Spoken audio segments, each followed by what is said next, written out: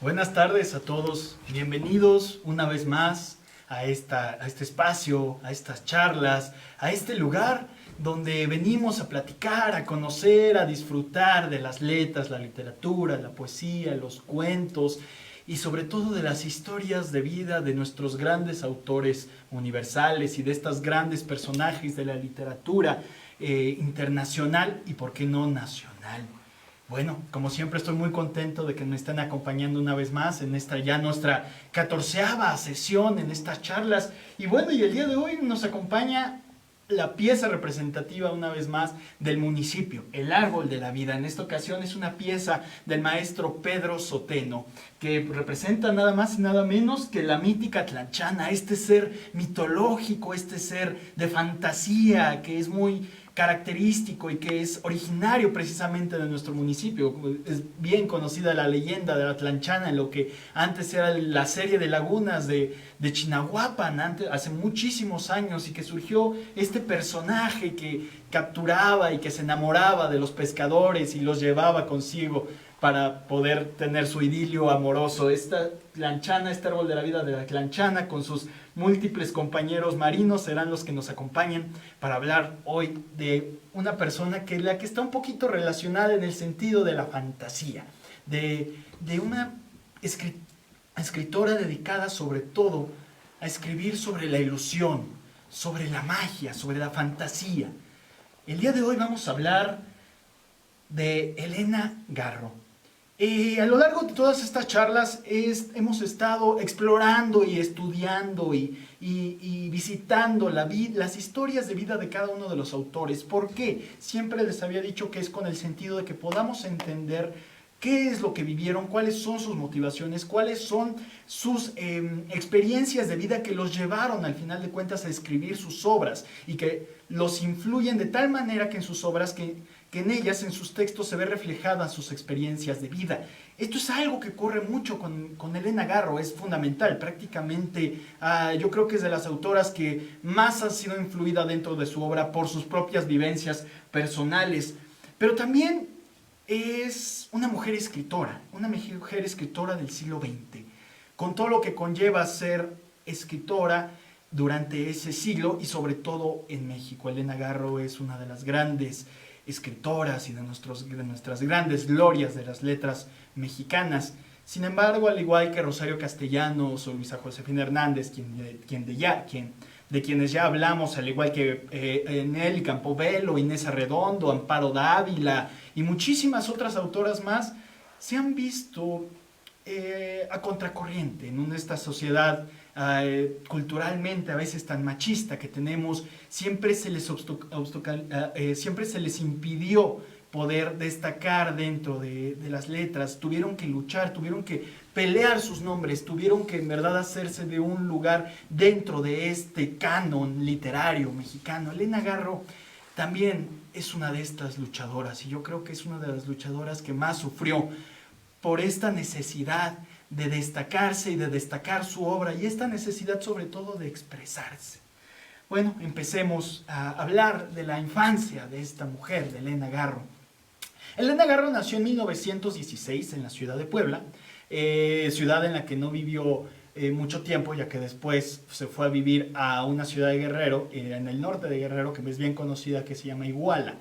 Hija de padre asturiano y de una madre jalisciense muy culto. Su padre se dice que tenía una gran biblioteca donde ya Elena Garro ya podía leer novelas fantásticas desde pequeña, ya podía leer obras de teatro del siglo de oro, sobre todo las novelas fantásticas y los cuentos fantásticos sobre todo de Hans Christian Andersen, fueron de las cosas que más influyeron posteriormente en su estilo particular. Desde niña ya se inmiscuía o ya profundizaba en estos textos y ya leía de la gran biblioteca que su padre le permitió acceder, y también su madre, quien eran personas bastante cultas.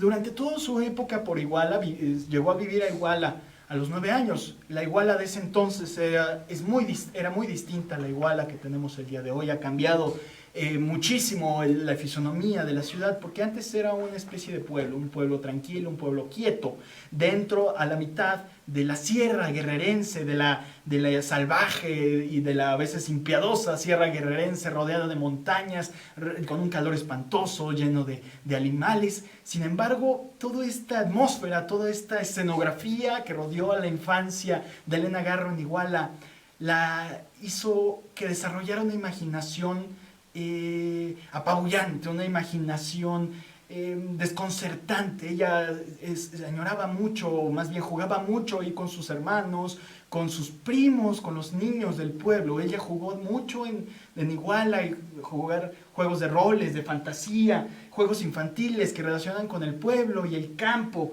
y sobre todo con su primo Muni. Su primo Muni, que posteriormente saldría dentro de una de sus obras. Pero también Iguala era un lugar donde llegaban muchísimos indígenas de la Sierra de Guerrero, precisamente los días de plaza, a vender sus productos. Entonces ya Elena Garro tenía contacto con esta comunidad indígena que llegaba a su ciudad, a su pueblo, para comercializar y para tratar de sacar algún dinero para poder vivir. Entonces ya Elena Garro ya podía ver estas injusticias, esta situación de discriminación contra los indígenas, estas injusticias que se cometían constantemente contra ellos. Ya estaba desde niña, desde su niñez ya estaba en contacto con esto. Pero también hay algo que sucedió. Ella llegó en 1926 a vivir a Iguala. Y justo en ese año fue cuando estalló uno de los conflictos más interesantes y quizás a veces menos conocidos de nuestra historia nacional, que es la Guerra Cristera. Este conflicto entre el Estado y la Iglesia y las autoridades y los feligreses de la Iglesia Católica, que sobre todo se desarrolló en la zona del Bajío, en los Altos de Jalisco y en Guanajuato y en parte de Aguascalientes, pero también llegó el conflicto a Guerrero y a Iguala. Y este conflicto duró de 1926 a 1929 y Elena Garro pudo vivir este conflicto, con lo que implica que los federales, es decir, el ejército mexicano, llegue de repente a tomar el orden de la ciudad, del pueblo, porque están los rebeldes escondidos, los rebeldes cristeros escondidos y tratando de conspirar en contra del ejército y del Estado mexicano. Esto es algo que también vivió mucho en su infancia y que la dejó muy, muy marcada. A pesar de todo esto, a pesar de todas estas circunstancias, Elena Garro decía ella misma que su infancia fue muy feliz. Fue muy feliz porque jugó mucho, vivía en un mundo de fantasía, en un mundo de ilusión, con los indígenas, con los pueblos, con la naturaleza, con todas las situaciones sociales que estaban alrededor de ella. Prácticamente vivía en un mundo idílico.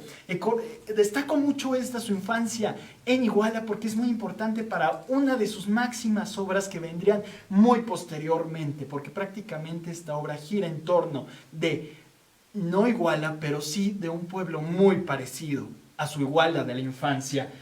A mediados de los 30, ella, como casi todos los escritores mexicanos de su época, fue a estudiar la preparatoria, la Escuela Nacional Preparatoria, en el magnífico Colegio de San Ildefonso, en el hoy Centro Histórico de la Ciudad de México. Y posteriormente empezó a estudiar la carrera de Letras en la Facultad de Filosofía y Letras, precisamente en lo que es hoy conocido como la Casa de los Mascarones, en la Calzada México-Tacuba, como ya les he dicho en otras sesiones. Aquí, mientras estuvo en la preparatoria, mientras estudiaba filosofía y letras, ella tenía una afición muy grande y empezó a aficionarse mucho, incluso a ya profesionalizarse en dos áreas que la apasionaban, la danza y el teatro. Empezó a ser actriz, empezó a poner obras obras de teatro universitario dirigidas por nada más y nada menos que Julio Castillo.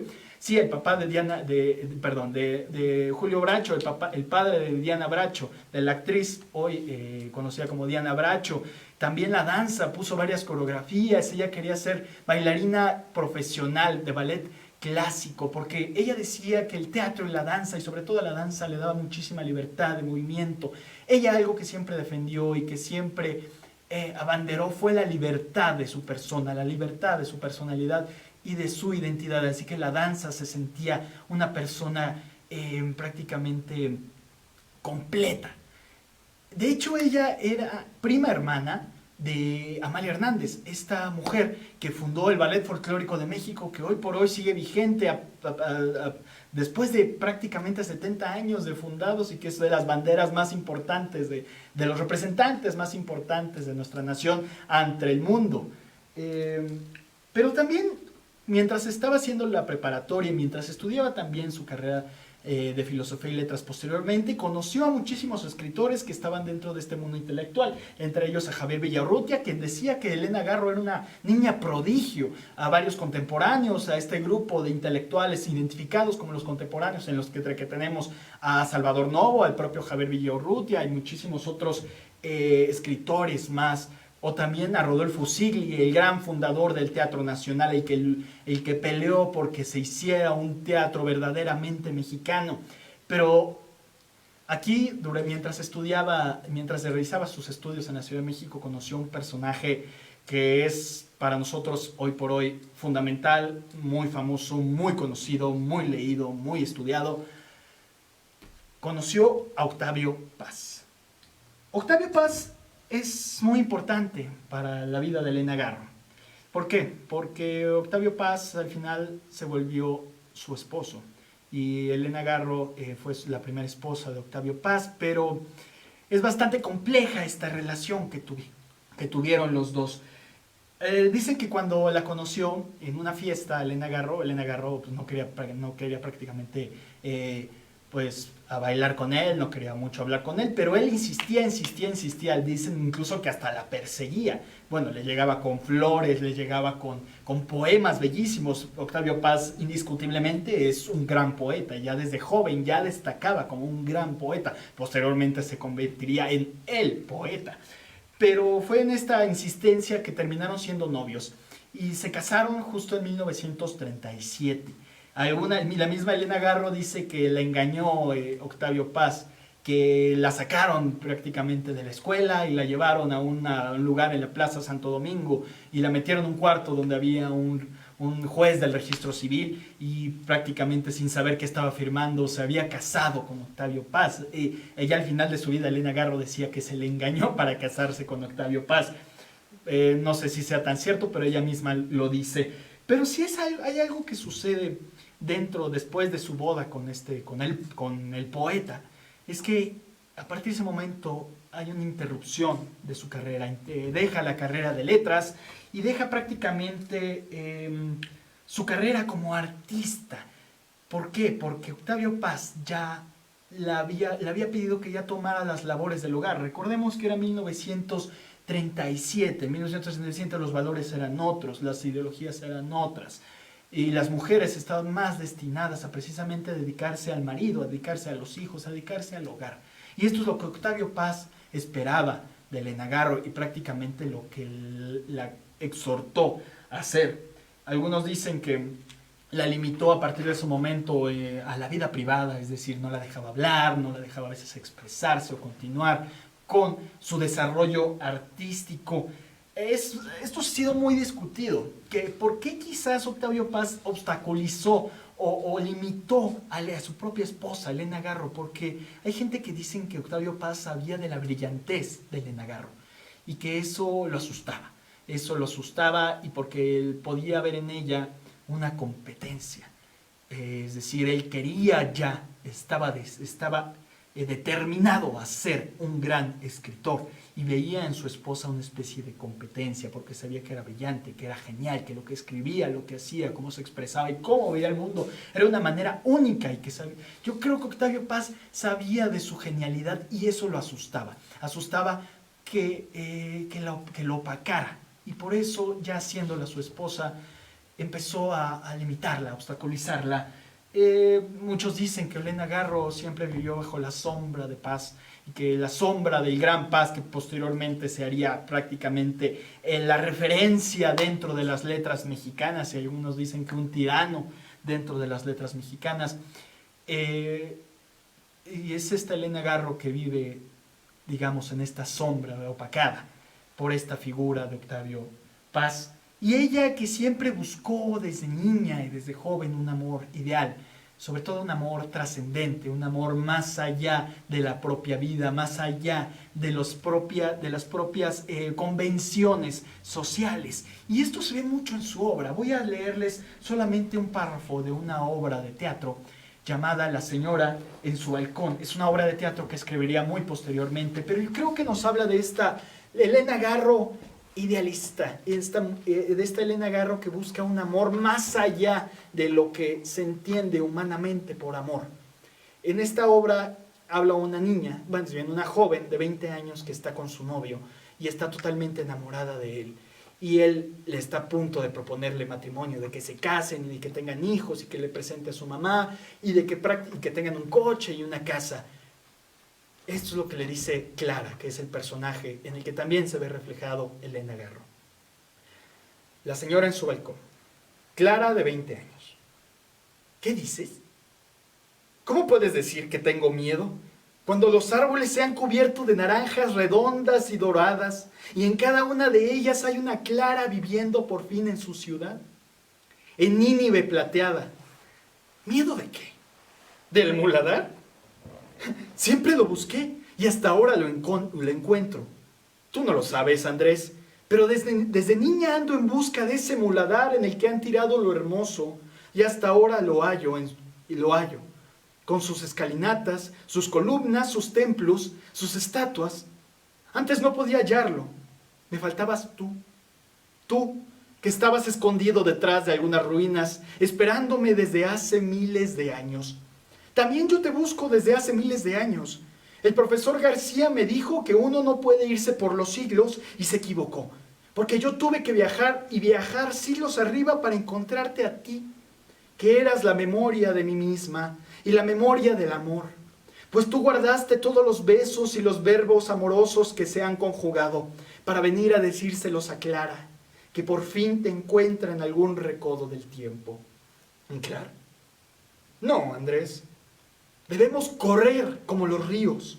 Tú y yo seremos el mismo río y llegaremos hasta Nínive y seguiremos la carrera por el tiempo infinito, despeñándonos junto por los siglos hasta encontrar el origen del amor y allí permanecer para siempre, como la fuerza que inflama los pechos de los enamorados. ¿Por qué me hablas así? ¿Por qué cuando yo te propongo el viaje tú me propones el puerto, la casa? Hay muchos lugares donde vivir. Se vive en cualquiera de ellos. No es eso lo que yo pido, sino un acuerdo para después de vivir, seguir viviendo siempre juntos, inseparables. Como lo visto y la memoria, como el hombre y su pasado irremediable, como el polo positivo y el negativo que juntos dan el rayo. Yo te pido la voluntad de ser uno. Tú me ofreces seguir siendo dos.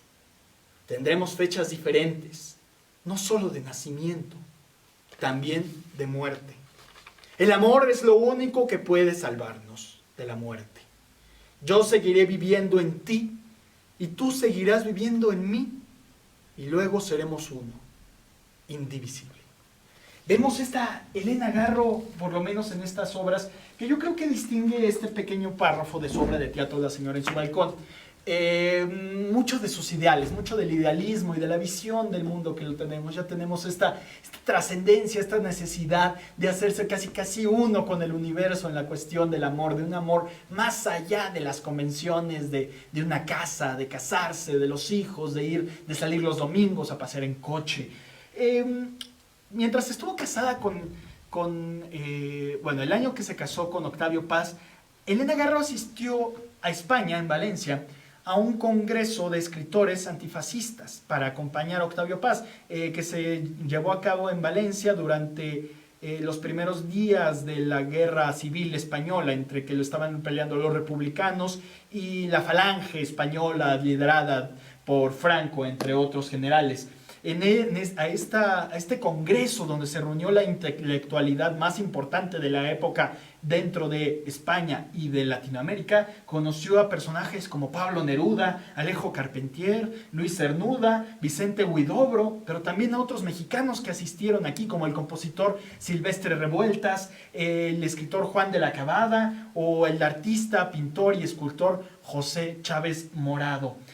es muy interesante cuando asistió precisamente a este congreso en el que escribió posteriormente, muchísimos años después, un libro de memorias de qué sucedió durante ese congreso llamado España 1937.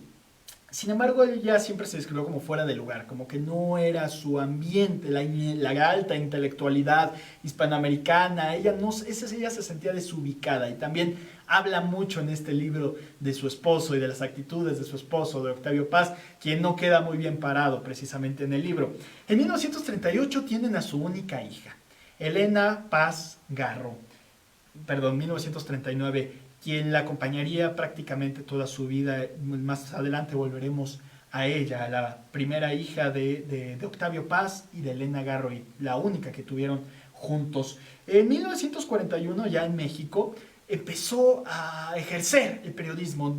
Ella no se consideraba una periodista profesional, pero sí muy comprometida con la causa. Ya tenía un periodismo muy crítico, un periodismo muy de corte social, y colaborando en varios periódicos nacionales pequeños, pero con colaboraciones bastante relevantes. Por ejemplo, es muy famosa la historia de que Elena Garro, para poder denunciar los tratos que se daban en una cárcel para mujeres, se hizo ella misma encarcelar. Es decir, para que la metieran a la cárcel y para que pudiera vivir en carne viva y en carne propia y poder ponerse en los zapatos de las reclusas, donde obtuvo testimonios desgarradores que más adelante publicara más bien en un artículo periodístico en una de estas revistas en las que participó. En 1946, todavía casada con Octavio Paz, a Octavio Paz le dieron un nombramiento en la embajada de París, en la embajada de México en Francia, es decir, en París, y se llevó a toda su familia, se llevó a su hija y se llevó a Elena Garro.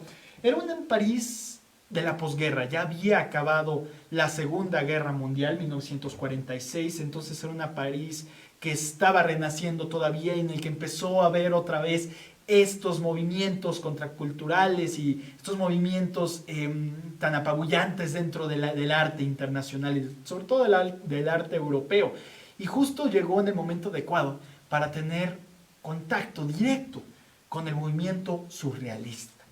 Ella conoció mismo a André Breton, que es el fundador de este movimiento, uno de los escritores del manifiesto surrealista, de esta corriente artística en la que prevalece lo onírico, lo fantasioso, los sueños, lo imposible, lo que no se puede ver en la realidad, lo irreal.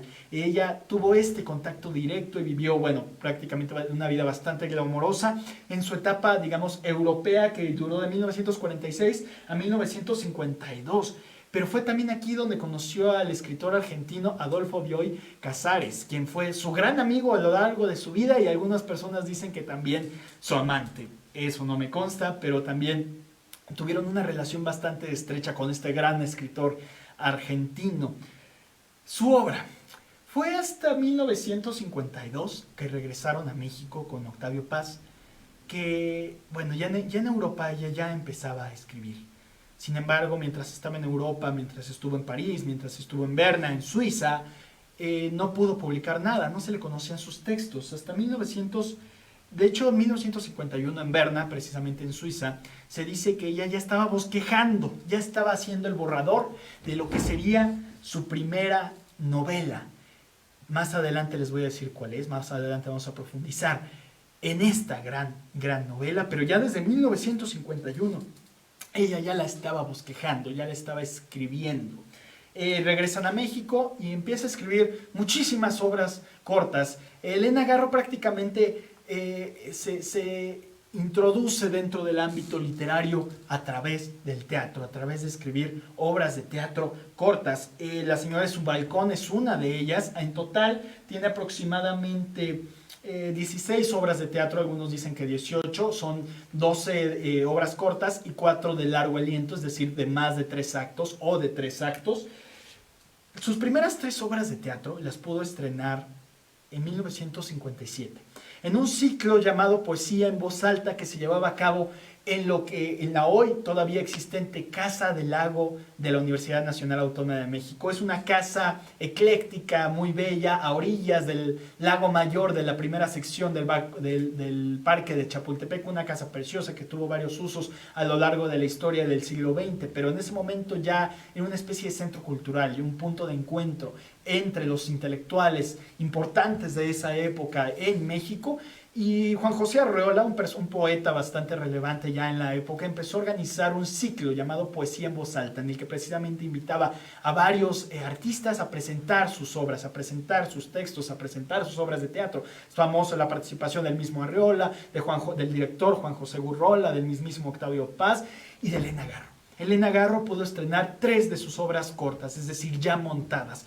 Una fue Andarse por las ramas, otra Los pilares de Doña Blanca y quizás la más relevante de estos estrenos y la que más se quedó en la memoria de los críticos y los cronistas de la época que asistieron a ver estas obras de teatro, fue Un hogar sólido. Un hogar sólido trata sobre una mujer que muere y que en el momento que la están enterrando y que está bajando a la tumba familiar, se encuentra con sus demás familiares, se encuentra con sus padres, se encuentra con sus tías, se encuentra con su primo, se encuentra con tíos lejanos que nunca conoció porque eran de otra época. Y ahí aquí es donde se reúnen otra vez y donde le explican cómo es estar muerto y que qué bueno que ya llegó, que le estaban esperando.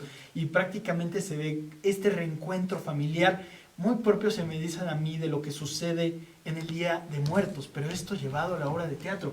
Quiero decir que esta obra de teatro, así como las demás, Andarse por las ramas y Los pilares de Doña Blanca, están repletos de surrealismo, repletos como de una especie de magia, de una improbabilidad, es decir, es bastante mágico, bastante fantasioso, de que cuando uno muere prácticamente casi se encuentra en carne viva con sus seres queridos y todavía tiene algún contacto con el mundo exterior y que puedes todavía ser uno con el mundo, con el universo. Es una obra, toda su obra más bien, está distinguida por un lenguaje poético, un lenguaje sumamente poético, como ya lo pudimos ver en La señora en su balcón. Hay gente que dice que Elena Garro fue la segunda que realizó esto la segunda escritora, mujer que realizó esto dentro de la historia de la literatura mexicana. La primera sería nada más y nada menos que Sor Juana Inés de la Cruz, es decir, se le estaba comparando a Elena Garro con la misma Sor Juana en la cuestión de poetizar el lenguaje, poetizar la vida, poetizar el teatro. Normalmente sus obras de teatro están repletas de 3 cosas fundamentales. La fantasía, son muy fantasiosas, hay mucha irrealidad, hay muchos ambientes mágicos, ambientes oníricos, como si fuera una especie de sueño.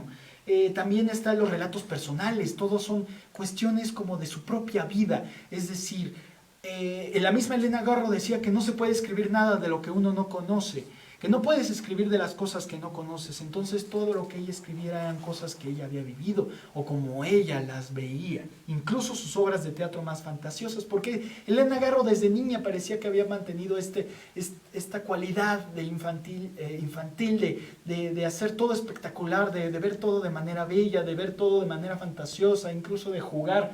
Pero también muchísimas obras de teatro como Los perros, o como El árbol, o como Ventura Allende, o Tendajón Mixto, vemos la situación de los indígenas, de los campesinos, es decir, de la gente del campo, de la gente que vive estas carencias, que vive esta discriminación, que vive esta brutalidad que a veces se les impone a los campesinos. Ella era muy sensible a esta situación de la gente de la de abajo.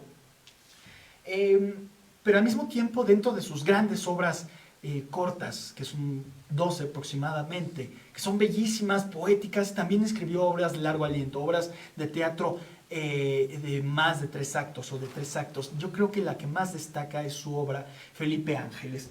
Su obra Felipe Ángeles es la única histórica que dicen que empezó a escribir desde 1955, que habla sobre la revolución traicionada, es decir, sobre esta revolución que inició con muchos ideales de justicia y de igualdad social y al final terminó siendo igual o más corrupta que el porfiriato, es decir, una lucha entre caciques, como ya lo hemos llevado a cabo, ya lo hemos dicho en otras en otras pláticas, cuando hablábamos de Martín Luis Guzmán, cuando hablábamos de Rosario Castellanos, cuando hablábamos de otros personajes que tuvieron que ver con la Revolución Mexicana, esta revolución traicionada, esta revolución que al final de cuentas se terminó volviendo, resultó en lo mismo por lo que se estaba luchando. No hubo, digamos, un cambio en cuestión de ayudar a los que más lo necesitaban, o de que los de abajo pudieran mejorar sus condiciones de vida.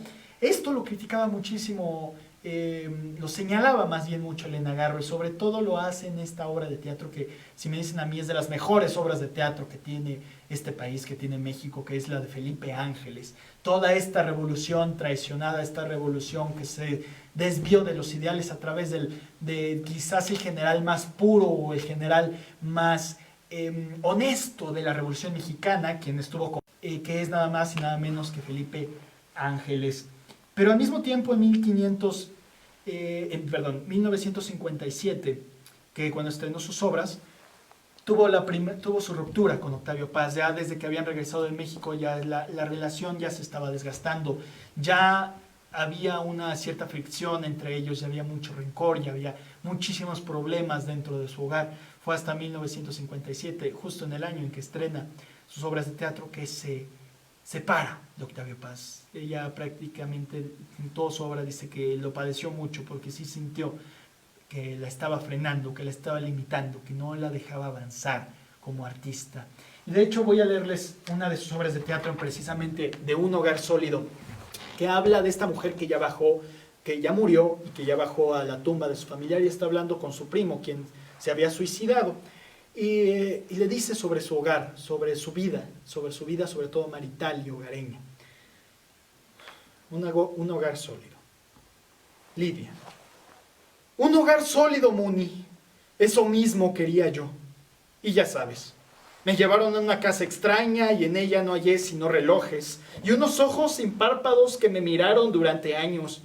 Yo pulía los pisos para no ver las miles de palabras muertas que las criadas barrían por las mañanas. Lustraba en los espejos para ahuyentar nuestras miradas hostiles. Esperaba que una mañana surgiera de su azogue la imagen amorosa. Abría libros para abrir avenidas en aquel infierno circular. Bordaba servilletas con iniciales enlazadas para hallar el hilo mágico, irrompible, que hace de dos nombres uno. Pero todo fue inútil. Los ojos furiosos no dejaron de mirarme nunca.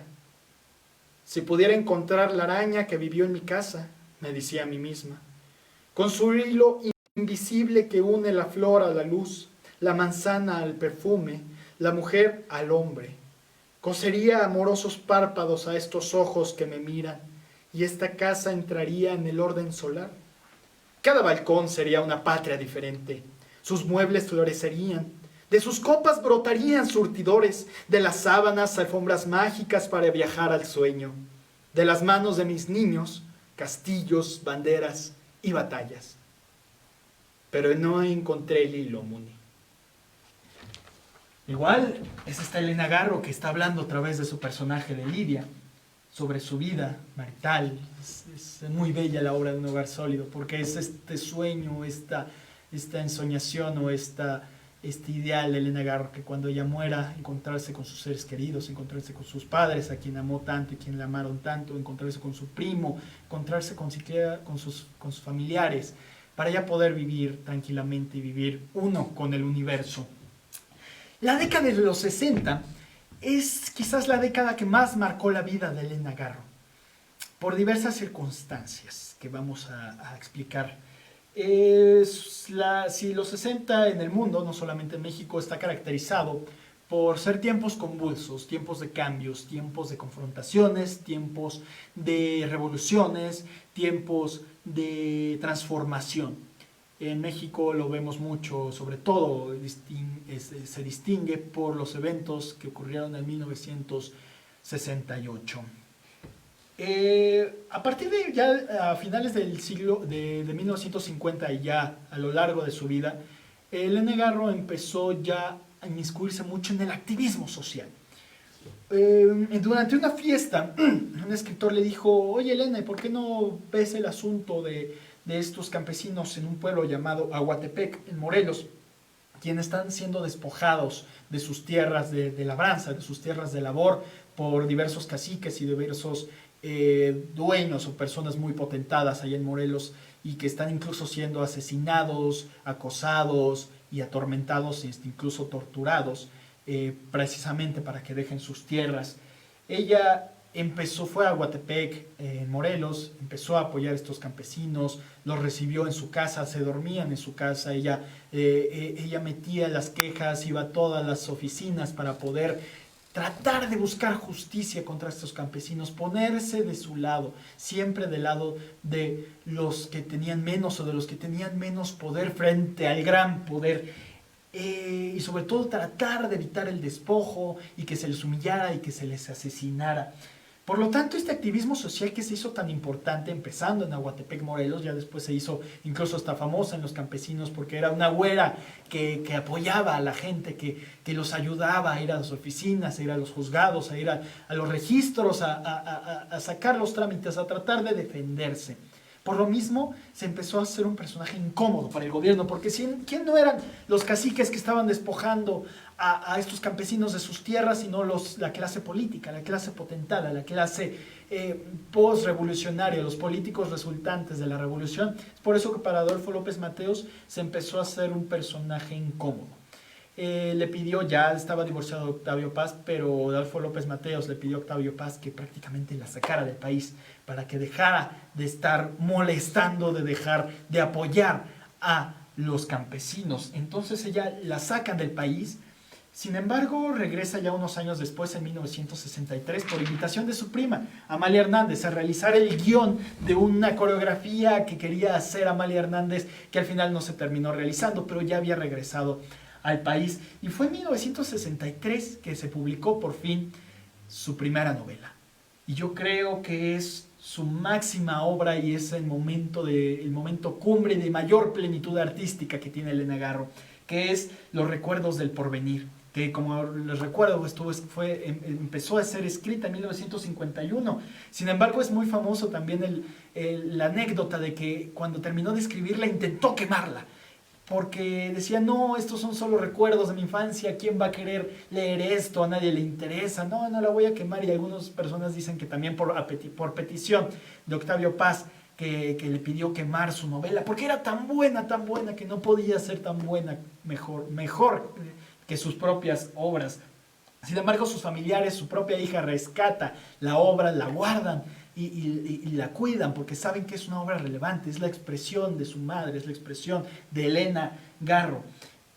Fue publicada en 1963 precisamente, y esto es indiscutible, con gran apoyo de Octavio Paz, es decir, Octavio Paz le dio mucho apoyo para que fuera publicada por primera vez una obra de su ex esposa, pero algunos dicen que esto ya lo hizo porque Octavio Paz ya se sentía en tierra segura, ya era reconocido, ya era el gran poeta, ya tenía la influencia intelectual y académica y literaria en México, y ya no le preocupaba que lo opacaran, es decir, ya estaba en zona segura.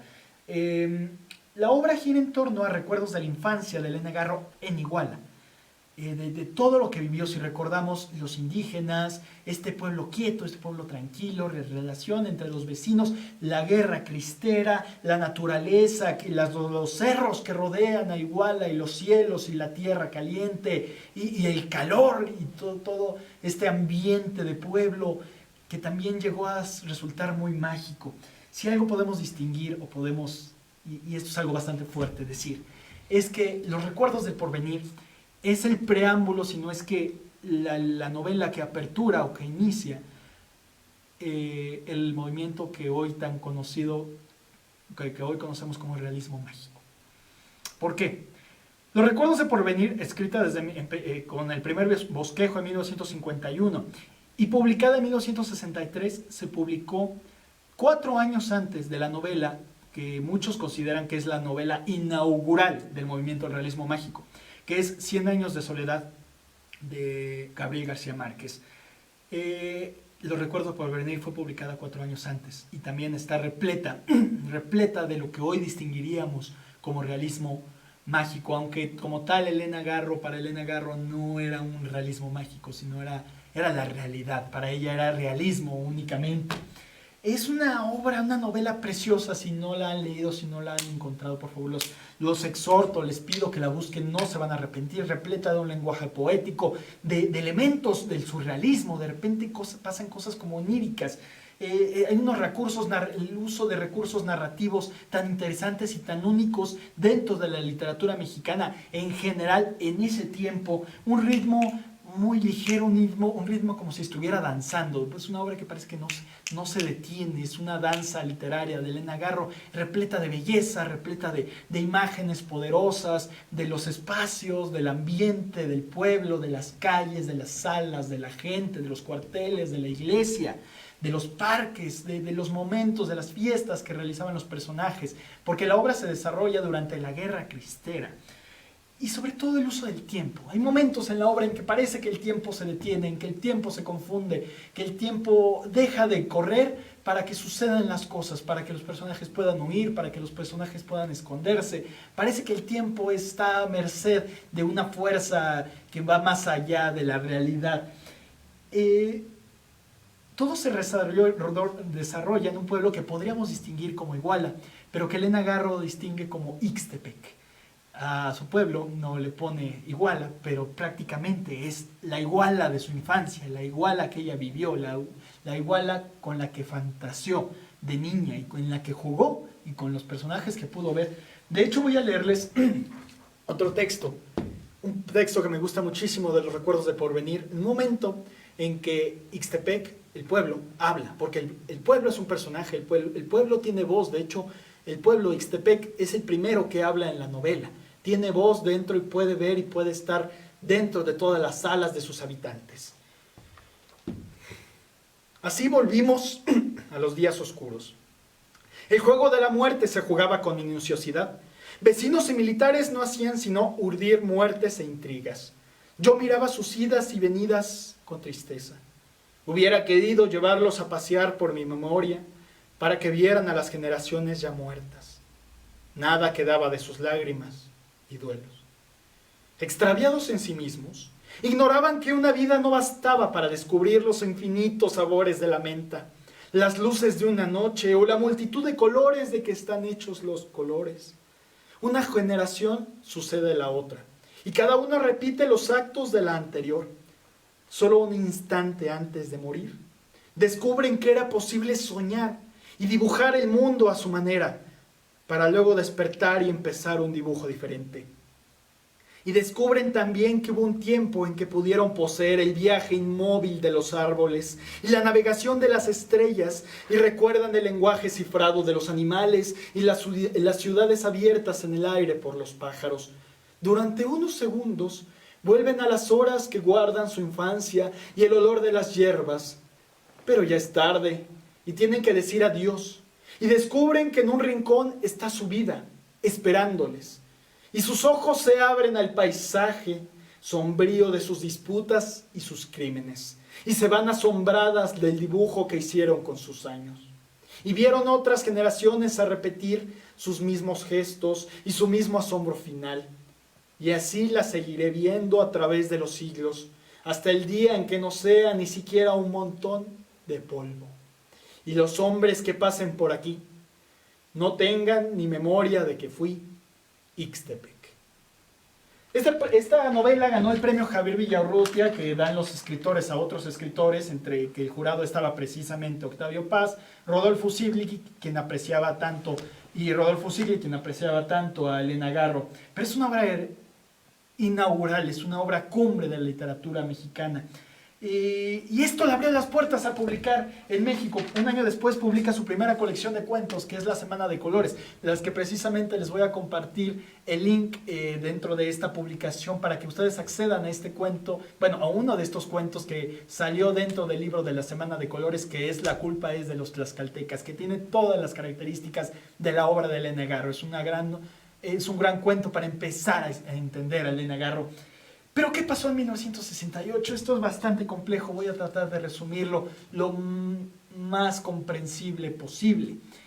En 1968, Elena Garro seguía el activismo social, pero empezó también el activismo político. Se hizo cercana a un personaje llamado Carlos Madrazo. Carlos Madrazo fue un político priista, afiliado al PRI, que fue incluso hasta 9 meses, únicamente 9 meses presidente del PRI, pero que fue de esta corriente dentro del PRI que buscaba democratizar al partido, es decir, abrirlo a la gente, ya no hacerlo tan tiránico, que ya no siguiera siendo la dictadura perfecta. Era de estas personas dentro del PRI que buscaban transformarlo. Carlos Madrazo incluso planteó, ya al ver que fue expulsado del PRI, y ya al ver que no podía transformarlo, que no podía cambiarlo, decidió fundar un partido, o tenía el proyecto de fundar un partido llamado Patria Nueva, que se empezó a hacer un dolor de cabeza para el gobierno ya en ese momento de Gustavo Díaz Ordaz. Ya era un personaje, de hecho Carlos Madrazo era de las personas que Díaz Ordaz consideraba como uno de sus sucesores, es decir, uno de sus tapados, los famosos tapados,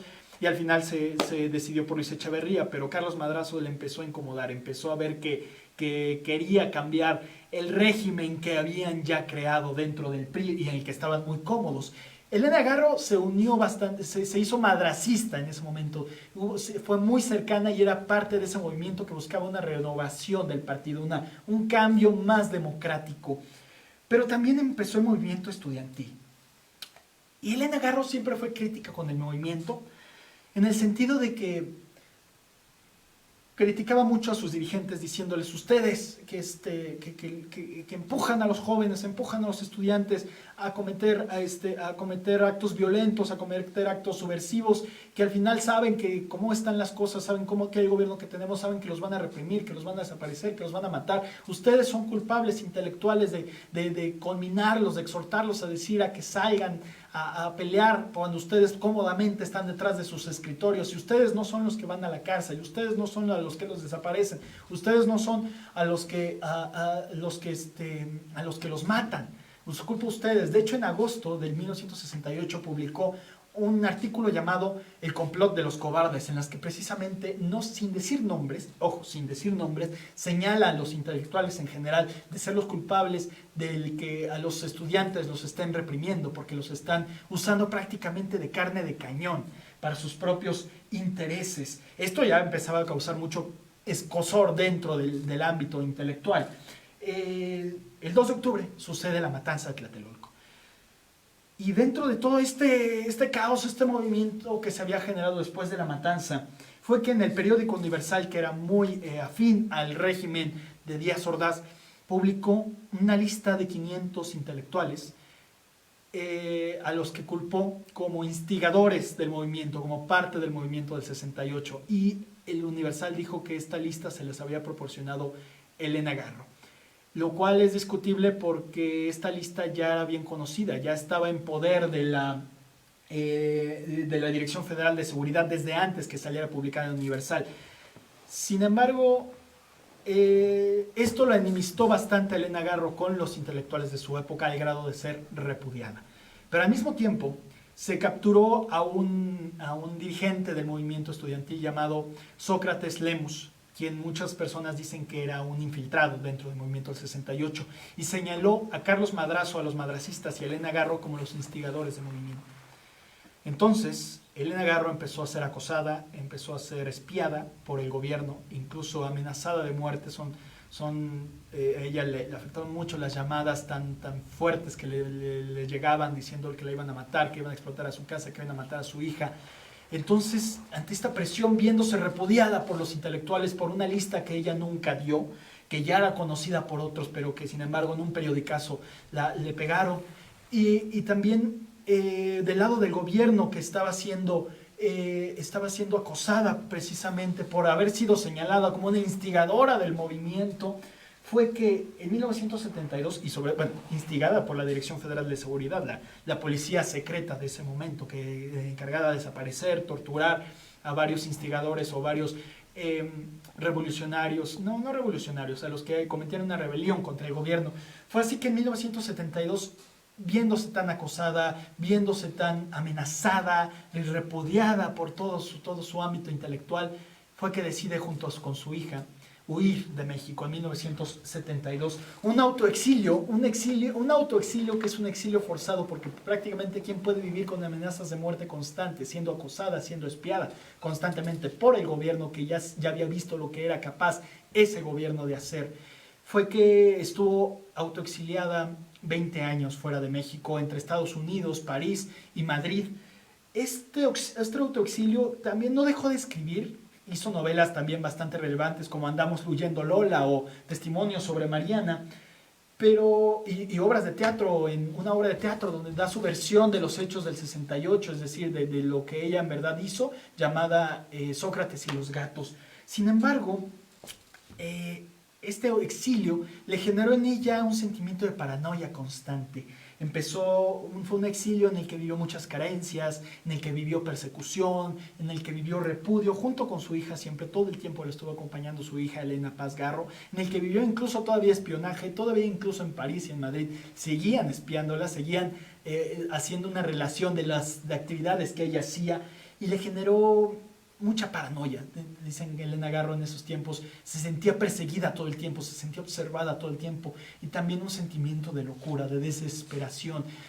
Tiene muchísimas anécdotas de su tiempo en el exilio. Una vez que por no poder pagar una renta en Madrid prácticamente la metieron a la cárcel, y el alcalde de Madrid, que era amigo de ella, tuvo que ir a sacarla de la cárcel de Madrid. Precisamente prácticamente vivía del prestado, vivía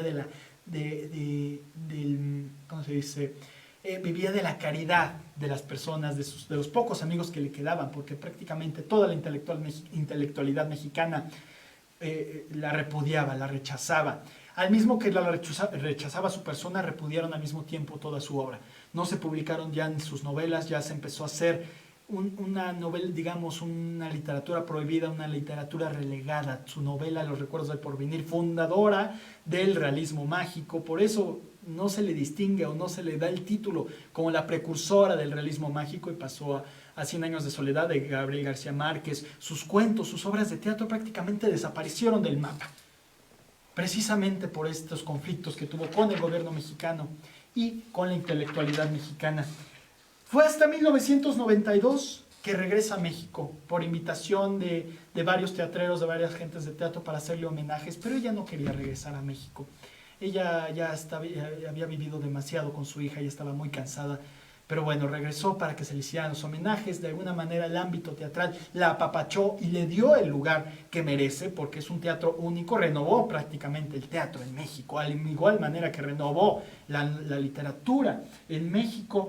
Y terminó sus días en una casa en Cuernavaca junto con su hija, rodeada como de 20 gatos, en un ambiente muy solitario, ya bastante triste, ya no tenía ganas de nada. Prácticamente sus familiares dicen que ya era una persona muy melancólica y que se había apagado mucho de esta luz que era Elena Garro cuando empezaba a escribir o cuando escribía. Y prácticamente murió en 1998. Para Elena Garro, bueno, murió en 1998 por su tabaquismo, que le destrozó prácticamente los pulmones. Elena Garro es hoy por hoy, bueno, afortunadamente ya no tanto, pero durante estas épocas, o por lo menos a finales del siglo XX y principios de este siglo, era un personaje desconocido. Por lo mismo de este repudio, de que la relegaron todo el tiempo por los eventos del 68, por sus actos del 68, a la pregunta expresa de que si estaba contenta con su vida, que si era feliz, y al final de su vida decía que no era feliz, pero tampoco era desdichada, y que se arrepentía de muchas cosas que había hecho en su vida, y que todo le había salido al revés, y que si ella quisiera darle borrón y cuenta nueva a toda su vida. Para leer a Elena Garro para entender a Elena Garro hay que leerla. Por más que les diga aquí, que yo les hable de ella, no van a tener una relación con sus obras tan cercana y tan profunda hasta el momento que ustedes se acerquen a ella, la lean, la vean en sus obras de teatro, en su novela, en sus cuentos. Es una experiencia increíble, es una experiencia profunda, sensible. Sus obras autobiográficas, casi todas autobiográficas, es como hablar directamente con la autora, hablar directamente con Elena Garro. Es una idealista, rememorando todo el tiempo su infancia tan feliz en Iguala, jugando, porque están repletas de este carácter infantil, de juego, de fantasía, en ambientes oníricos, surrealistas, pero también muy crítica, digamos, de la revolución, muy crítica del sistema machista, muy crítica de las convenciones sociales, muy crítica de la explotación a los indígenas y los campesinos, muy crítica de lo que le rodeaba, pero con este toque de fantasía y de ilusión, y sobre todo la fuerza de la ilusión. Ella tenía su fuerza o adquiría su fuerza de la ilusión, de la fantasía, de ver el mundo con otros ojos. Ahí es donde radica la fuerza de Elena Garro, de poder escaparse y andarse por las ramas, como dice una de sus obras de teatro, es decir, irse de este mundo y poder entrar a su propio mundo, que plasmó en sus obras de teatro, que plasmó en sus novelas y en sus textos y en sus cuentos y hasta en su periodismo. Por eso es novedoso. En su tiempo nadie había escrito algo así, ningún escritor o escritora había escrito de tal manera y de manera tan bella y tan poética. Era una imaginación desbordada. Elena Garro prácticamente es abrir un texto suyo, es como entrar a un mundo totalmente nuevo, reconocible pero totalmente nuevo, donde la imaginación se derrama y donde la fantasía está todo el tiempo presente, sin abandonar totalmente la realidad cruel, que era la realidad cruel en la que vivimos y en la que le tocó vivir a ella. Para terminar, como siempre, voy a terminar con un monólogo que dice Felipe Ángeles, de su obra de teatro Felipe Ángeles, que es al final, cuando ya lo han juzgado en el Teatro de los Héroes en Chihuahua, por traición a la revolución y traición a la patria por órdenes de Venustiano Carranza. Y ya está encarcelado y está a unas horas solamente de que lo fusilen. Al gran general, estratega, el general quizás más honesto de la revolución y más idealista. Y con esto acabo el día de nuestra plática de hoy.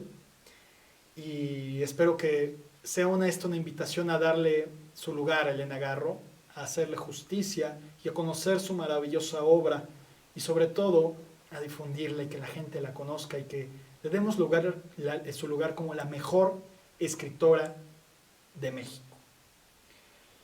Felipe Ángeles. Hace frío y tanta palabra y todas rebotan contra un muro. ¿Nadie entiende el idioma que yo hablo? Nadie te entiende, Felipe Ángeles. Mírate ahí, tumbado en el catre de los fusilados, escupiendo tus dientes rotos por las balas, con la lengua sangrando a fuerza de llamar y llamar a alguien, con los ojos abiertos al horror del último cielo. Ese era el cielo azul tendido que amparaba mi infancia allá en Hidalgo. El mismo cielo azul escuchaba al aire girar adentro de su bóveda y al ruido acompasado de los frutos columpiándose. Debajo de ese cielo había mi casa, había mi padre, había mi patria, llamándome. Ven aquí, niño Felipe Ángeles, no escapes a la ardua tarea de darme forma. Mírame aquí en el mapa, con mi silueta rosa de cucurucho de domingo desparramado, limas, capulines, jícamas. Ven aquí, niño Felipe Ángeles, ata un cordelito a mi cola de cometa y hazme subir al cielo como un papalote con su cauda de frutos de colores. No me abandones, niño Felipe Ángeles. Paséame por las sierras, enséñame a conocer el cauce andrajoso de mis ríos. No me dejes que me olvide de mis ciudades olvidadas. Colima, Chetumal, Campeche, se me escapan. Atada a su dedo, niño Felipe Ángeles, hazme navegar por mis cielos. Abajo tú, guiándome, enseñándome a mí misma, asomándome a la profundidad submarina de mis valles. Tú, a caballo, Felipe Ángeles, a caballo vomitando fuego, buscando la palabra que me apacigüe. ¿En dónde está mi gente? Yo solo oigo correr de las lágrimas, yo solo oigo el correr de las lágrimas de los que no me ven y me maldicen. Oigo sus pasos descalzos, apagados, gastando las piedras. No me abandones, niño. Aquí estoy yo, Felipe Ángeles. Aquí estamos los dos. Tú pegada ahora a las piedras de este techo de prisión, encarcelada conmigo. Cuando mi dedo engaruñado por la muerte no aprisione más este cordel, no dejes que lo separen de mi mano, hasta que otra mano predilecta tuya te arranque y te lleve con la piel de mi mano muerta. Niño Felipe Ángeles, te busca tu papá. No quiere que sigas jugando en las peleas de gallos. Yo galopo, yo batallo, Yo lloro al ver llorar al hombre que me sigue en la noche. Arriba de mí, cruzando las sierras, una forma rosada me sigue. Díganle a mi padre que no se ocupe de mi muerte, que moriré aquí, con mi uniforme de cadete, con mi compás en la mano, haciendo círculos redondos como el mundo y sus frutos. Allí, en un rincón, está mi madre mirando un papalote. De sus ojos salen todos los ríos, el Lerma, el Papaloapan, el Mezcala. De sus hombres enlutados salen los ojos tristes que me miran en las batallas antes de morir. Aquí está, mírenla todos, llorando el pecho abierto de su hijo, recogiendo su sangre que se escapa en las losas del patio de los ajusticiados. Recógeme, forma rosada, no me olvides, hazme un lugar en tu memoria. Tú, que anduviste posada en mi hombro como una paloma, en los 47 años que me permitieron verte. Llora, Felipe Ángeles, llora por ti antes de que tus lágrimas desaparezcan de esta tierra relegada por las lágrimas. Llora igual que Madero lloró antes de Nato, para que luego digan, Madero era un tonto, Ángeles era un tonto. De las lágrimas tontas de los tontos nacen manantiales de los que surgen la frescura de la patria. Agradezco su atención, agradezco su tiempo, agradezco su emoción, su entusiasmo, agradezco su interés. Y muchísimas gracias por permitirme estar aquí hablando de esta mujer, hablando de otros autores, hablando de esta literatura, de estas obras teatrales, de estos cuentos tan bellos, tan relevantes, tan únicos.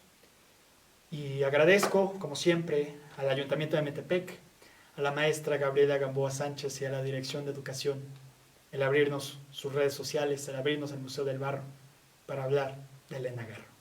Muchas gracias.